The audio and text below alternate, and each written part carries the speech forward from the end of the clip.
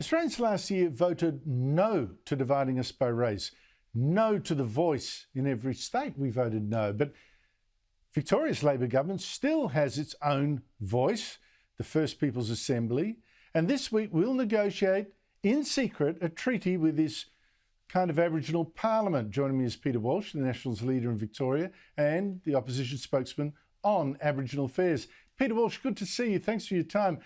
Your Victorian opposition was all for a treaty, now it's against. Why? So we actually weren't for a treaty, Andrew. We were happy to have discussions about how you solve disadvantage for our Indigenous community. We never ever said we'd be supporting a treaty. We wanted to see how those discussions progressed, and if there were some good ideas put forward that would actually help some of those close the gap indicators and improve them, we'd be happy to be part of those discussions. That has not evolved. We've never said we're for treaty, and we've clearly said we are not for treaty at all now. Because, very simply, no one has wanted to talk about the closing the gap indicators, how you have better education outcomes, how you have better housing outcomes, how you reduce incarceration, how you increase life expectancy. They're the issues that we were interested in as far as solving disadvantage in our Indigenous community. As you've said in the introduction, there's only been secret discussions. We had the Premier recently made an apology in secret without the media. We believe whatever is discussed has to be open and transparent. The Victorian public need to know. And in reality, with only 2 years to go to the next election, anything that's to change should actually be put to the people of Victoria first. Yes, thank you for reminding me about that extraordinary apology, a formal apology to the government for supposed sins done in private. How does that work? It seems to have got something to hide, or they're scared of what the public actually thinks. And the government won't discuss what's on the table in these negotiations. A treaty, for heaven's sake. Does that sound democratic to you? Well, it's not. And as we've already discussed, the people of Victoria have a right to know what is being discussed.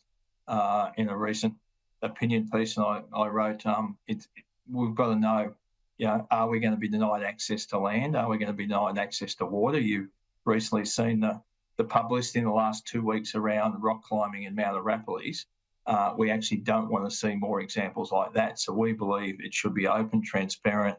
It should be everyone in the Parliament actually knows what's going on, so then the people of Victoria know what's going on. Is that a red line to you if there are things like land giveaways, bans on climbing stuff, as if we haven't got enough bans already, things where people, and well, you saw Tanya Plibersek, the Federal Environment Minister, she's got a $100 million purchase of water for Aborigines for supposed religious, spiritual kind of reasons or whatever they want it for. Is that what you're against? Well, we're against a number of things, and we've made our opinions very well known to the First Peoples, and that's our Traditional Owners Settlement Act. We don't believe that is working, and particularly the Cultural Heritage Act, that it is, there's no clear rules or transparency around how cultural heritage is managed. There's no clear rules around the charges that are made for people to do the examinations that are needed.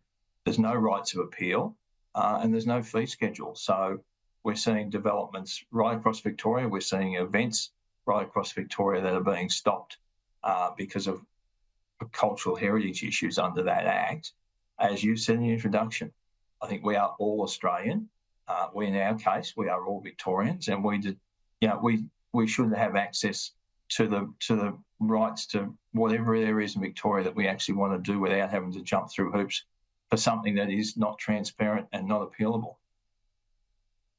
And the thing that really gets me, Peter, is here Lydia Thorp's, I think it's one of her cousins or something, has married a woman who's the co-chair of this First Peoples Assembly. She's got relatives and other and associates and supporters on this First Peoples Assembly. I wonder how representative really is when 90% of Victorians who identify as Aborigines did not vote in the elections for this Assembly.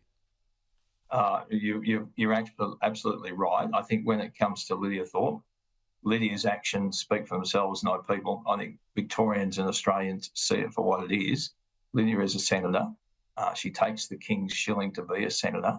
I think she has a responsibility to behave like a senator, and that was absolutely appalling situation we saw when the King was here. And I think the overwhelming majority of Australians were appalled by it as well. So I think whatever Lydia says or does, people see through that. Come back to where I started. We actually want to make sure that we actually solve disadvantage and work with our Indigenous community. They should have the similar outcomes in their life to the rest of Victorians, and we want to work towards that, not the issues that are being discussed at the moment around treaty about access to land, access to water, and denying the rest of Victorians access to those things. I think the whole thing is in principle wrong and in practice will be so divisive. This is playing with fire. Peter Walsh, no wonder it's so secret, by the way. Peter Walsh, thank you so much indeed for your time.